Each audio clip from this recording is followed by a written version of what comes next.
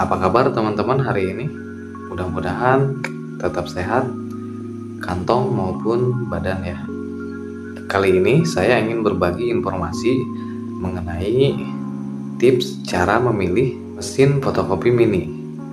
Buat teman-teman bisa dijadikan bahan referensi atau sekedar pengetahuan. Oke, tetap simak ya.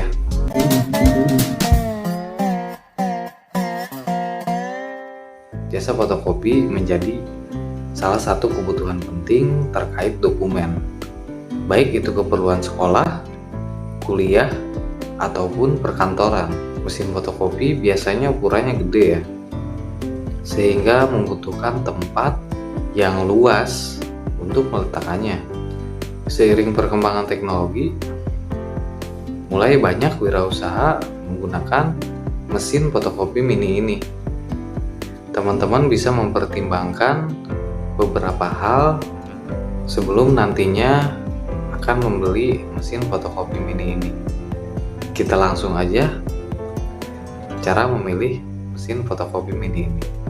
Yang pertama, teman-teman perhatikan kecepatan menyalin mesin fotokopi mini ini. Satuan yang digunakan biasanya CPM dan PPM. CPM itu copy per minute. Kalau PPM page per minute. Seumpama gini teman-teman, di spesifikasi mesin itu tertulis 40 PPM, artinya 40 lembar dalam 1 menit. Mesin itu bisa untuk menyalin kertas. Untuk ukuran mesin mini ini cukup memenuhi kriteria usaha fotokopi ini. Hal ini harus diperhatikan. Diperuntukkan untuk usaha atau untuk perkantoran. Biasanya kalau untuk usaha di speed 40 ppm itu udah oke. Selanjutnya tips yang kedua itu paper size atau ukuran kertas. Biasanya yang saya gunakan untuk fotokopi itu kertas A4 sama F4 untuk fotokopi. Itu udah umum, itu udah wajib buat jasa fotokopi. Dia bisa fotokopi A4 dan F4. Kalau misalkan waktu awal itu saya waktu mesin pertama saya itu cukup maksimal itu A4. Jadi kalau misalkan pengen fotokopi F4 itu ada triknya. Jadi dua kali kerja kita, 2 kali fotokopi. Jadi masukin kertas, setelah keluar kita masukin lagi. Jadi 2 kali fotokopi, 2 kali kerja. Jadi untuk teman-teman diperhatikan dari kemampuan mesin fotokopi ini bisa maksimal menyalin F4. Jadi di spesifikasinya itu diperhatiin untuk layarnya. Lanjut yang ketiga yang harus teman-teman perhatikan yaitu RAM mesin itu.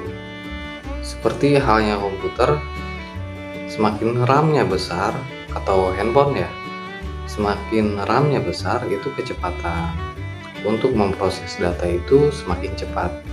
Jadi seperti itu. Jadi untuk RAM teman-teman harus perhatikan karena ini bisa mempengaruhi kecepatan mesin teman-teman nantinya. Yang keempat, speed processor. Jadi sama yang dibilang tadi ya, seperti gadget, komputer.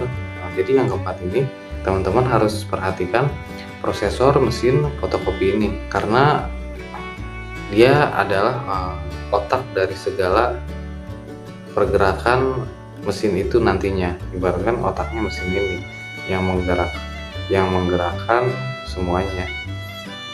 Seperti halnya CPU menjadi otak mesin fotokopi mini ini yang menyampaikan instruksi kepada mesin.